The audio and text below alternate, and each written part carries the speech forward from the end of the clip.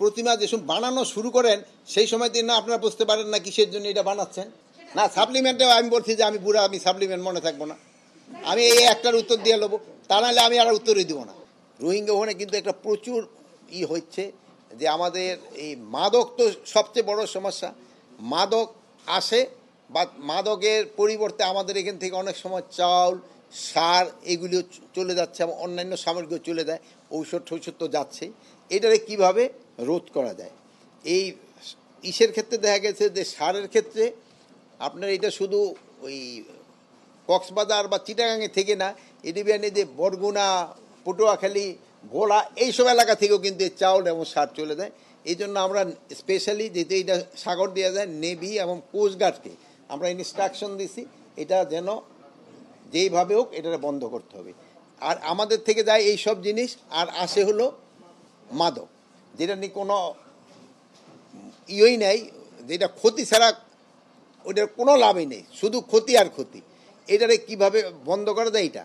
আর একটা আপনারা জানান যে মিয়ানমার যে সেই যে আরাকান আর্মিটা কিন্তু বেঁচে আছে মাদকের উপরে, কিন্তু একটা হলো ভালো খবর হলো মাদকের ধরা কিন্তু অনেক বেড়ে গেছে, মাদকের ধরা কিন্তু অনেক বেড়ে গেছে। ওইটা আপনি একটা বুঝতে পারবেন, যে সময় ধরা বেশি যায় সে সময় দেখবেন যে আপনারা তো আরও এই খবর বেশি রাখেন আমার থেকে, সেজন্য মাদকের দাম বেড়ে যায়। যে সময় ধরা বেশি হলে পাওয়া যায় কম, দাম বেড়ে যায়। তো এই ধরাটা হচ্ছে এবং আইটারে কিভাবে একেবারে সমূলে বিনষ্ট করে দেওয়া যায় এই জন্য আমাদের একটা চিন্তা ভাবনা আছে এটারে। আর আমাদের থেকে যেন কোনো অবস্থায় সার এবং এই চাউল যেন না যেতে পারে এই জন্য সর্বাত্মক ব্যবস্থা আমরা নিব। আর একটা জিনিস হলো আপনাদের হয়েছে যে এবার আপনারা সবসময় লেখেন যে সবজি বাজার, কিন্তু আপনারা যে আলুর যে দাম পাচ্ছে না কৃষক, এটা কিন্তু ভাই আপনারা কেউ লেখেন না। গতকাল আমি মুন্সিগঞ্জ গেছিলাম, ভাইগো অনুরোধ করছি সব মুন্সিগঞ্জের, হ্যাঁ হ্যাঁ স্যার এই আলুর, কিন্তু আজকে কোনো পেপারে দেখলাম না আলুর একটা শব্দ লেখা। তা আপনারা লিখবেন কিনা জানি না ভাই, আমার এলাকার লোকজন এই যখন লেখেন নাই কারণ আমি জানি না, তবু আপনারা একটু লেখেন। কৃষকরা কিন্তু আলুর দাম পাচ্ছে, আলুর দাম না পেলে কিন্তু আগামী বছর তারা কিন্তু আলু ঠালু বনবে না। যদিও এই যে আইন শৃঙ্খলা আলোচনা হয় না, তারপরেও বলি যেহেতু আমি কৃষি মন্ত্রণালয়কে, যদি আগামী বছর আলুর যদি তারা চাষাবাদ না করে কিন্তু আবার আলুর দাম বেড়ে যাবে। তো এই একটু বলবেন যে আলুর যেন একটা মোটামুটি একটা তারা একটু ন্যায্য মূল্য পায়, ন্যায্য মূল্য বলে তারা যেন কোনো রকমে তাদের খরচটা উঠাইতে পারে, এর একটা ব্যবস্থা করা। এইটা যদি হয়, আর যদিও আমরা একটা মূল্য নির্ধারণ করে দিছি সে এই কী বলে কোল্ড স্টোরগুলিতে, তারপরও ওইটাও খুব একটা কার্যকরী হচ্ছে না, যেহেতু লোকজনের আলু খাওয়াটাও বাড়াইতে হবে এই একটা। আর একটা হলো আমাদের আরেকটা ভালো খবর হলো নাসা গ্রুপের, জানেন যে এরা ওই নাসা গ্রুপের চেয়ারম্যান, যেহেতু প্রায় ওরা কত 250 কোটি না কত, আর অ্যাপ্রক্সিমেট 250 কোটি টাকা হলে ওরা কয়েকটা ইন্ডাস্ট্রি ক্লোজ করে দিতে পারবে, আর যেগুলি প্রফিটেবল আছে ওইগুলি চালু করতে পারবে। তো নাসা গ্রুপের চেয়ারম্যান কালকে উনি সাইন করে দিছে ওনার সম্পত্তি বিক্রি করার জন্য। এতদিন উনি রাজি হয় না বিক্রি করতে, বাট গতকালকে উনি রাজি হয়েছে। এখন এই সমস্যাটা সমাধান হলে আমাকে শ্রমিক ভাইদের সমস্যাটা সমাধান হবে, শ্রমিক ভাইরা তাদের টাকাটা পেয়ে যাবে এবং তারা অন্য কোনো ইন্ডাস্ট্রিতে গিয়ে জয়েন করতে পারবে, আর যেটা প্রফিটেবল আছে ওই ইন্ডাস্ট্রিগুলিতেও চলবে। এইগুলির উপরে সবচেয়ে বেশি আলোচনা হয়েছে। তারপরে ধরেন তো ইলেকশনের ব্যাপার তো একটা সবসময় থাকেই, ওই ব্যাপারগুলিও আমাদের আলোচনা হয়েছে। তো ওই যে আপনি যেটা বললেন যে তারা জানতে পারে যে সময় একটা শেষ করলি যে হ্যাঁ, এই প্রশ্নটা আপনি করতে চাচ্ছেন। আচ্ছা ঠিক আছে, এই প্রশ্নের পয়েন্ট আপনিও পাইলেন না। সাপ্লিমেন্টেও আমি বলছি যে আমি বুড়া, আমি সাপ্লিমেন্ট মনে থাকবো না, আমি এই একটার উত্তর দিয়ে নেবো, তা নাহলে আমি আর উত্তরই দিব না।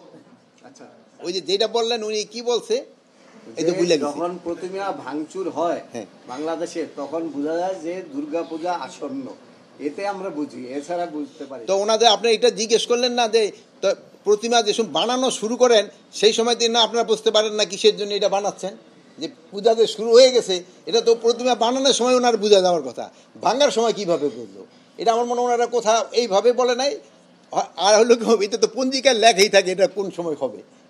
আর হয় কি এবার আপনারা দেখেন ভাঙাচুরার সংখ্যা কি খুব বেশি, দুই একটা জায়গায় যে হয় নাই আমি তা বলবো না, দুই একটা জায়গায় হয়েছে, বাট ওটার ক্ষেত্রে তো ওনাকেও দায়িত্ব নিয়ে গেছে। ওনারা অনেক সময় সাংবাদিক সম্মেলন এসে বলে, বাট এই সম্মেলনে কিন্তু ওনারা নিজেরা রাজি হয়ে গেছে যে এখানে, আর প্লাস ওই যেই জায়গাগুলিতে যে ভিডিও ফুটেজে তাকেও কিন্তু ধরা হয়ে গেছে, ভিডিও যারা যেখানে লাগানো হচ্ছে যেই জায়গায় ওনাকেও কিন্তু সবারই অনুরোধ করা হয়েছিল ভিডিও ফুটেজ লাগা, ওখানে কিন্তু লাগানো হয়ে গেছে।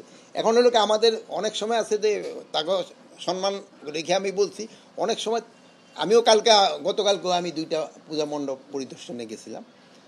মানে লোকাল লেভেলের খবর আমরা অনেক সময় উপরে রাখি না। লোকাল লেভেলে কিন্তু ওরকম কোনো সমস্যা আমি দেখলাম যে সবাই মিলেই ভালোভাবে উদযাপন। তো 2-1টা জায়গায় যে ছোটোখাটো 2-1টা ঘটনা ঘটতেছে না, আমি অস্বীকার করবো না, ঘটতেছে, বাট ঘটার সাথে সাথে আইনানুগ ব্যবস্থা নেওয়া হচ্ছে। আর তাদের ক্ষেত্রে আপনারা অনুরোধ করবেন যে তারা কিন্তু রাজি হয়ে গেছে যে এটা তারা সবসময় একটা ইসের ভিতরে রাখবে। প্লাস আবার এইবার দেখলেন যে আমরা কিন্তু সংখ্যা অনেক বাড়িয়েছি। প্লাস 24 তারিখ থেকে তো আমাদের ডিপ্লয়মেন্ট, এবং আমরা এই যে এবার ওই আমাদের বোন ওই তো 3-4 বোনও আছে। আপনারা কিন্তু এবার মহিলায় শোনেন, ওই মহিলাদের কিন্তু মহিলা শিশু মন্ত্রণালয় থেকে এবার কিন্তু দেওয়া হচ্ছে 80,000। স্যার এটা নির্বাচন নিয়ে প্রশ্ন করি, যেহেতু না ওই যে ওনার একটা সাপ্লিমেন্টারি কি জানি ছিল। স্যার গতকালকে একটা সংগঠন সংবাদ সম্মেলন করে বলেছে 19টা জেলা ঝুঁকিপূর্ণ পূজার সময়, সেই জেলাগুলিতে আপনাদের আইন শৃঙ্খলা বাহিনী কোন 19টা ঝুঁকিপূর্ণ?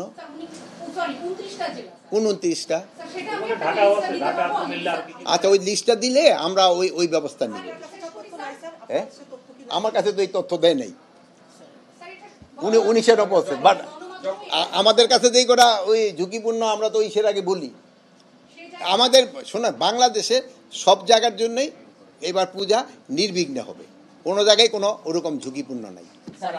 এখন যেহেতু দেশটা হলো আমাদের স্বাধীন দেশ, গণমাধ্যমও স্বাধীন, এখন যে সুন্দরভাবে কথা বলতে পারতেছেন, আগে কিন্তু ওই 5 জুলাইয়ের আগে কিন্তু আপনারা এতভাবে কথা বলতে পারেন না। এই জন্য অনেক কথা বলবে।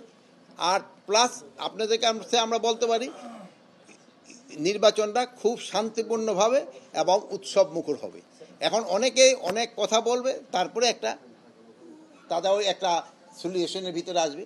আর ওই নির্বাচন যে সময় আসে আপনি দেখবেন যে ইভেন ইউনিয়ন পরিষদের যে সময় নির্বাচন উপর, সেই সময় ছোটোখাটো 2-1টা ঘটনা ঘটে, 2-1টা ঘটনা, বাট আমরা চেষ্টা করতেছি যেন এই ছোটোখাটো ঘটনাগুলি না ঘটে।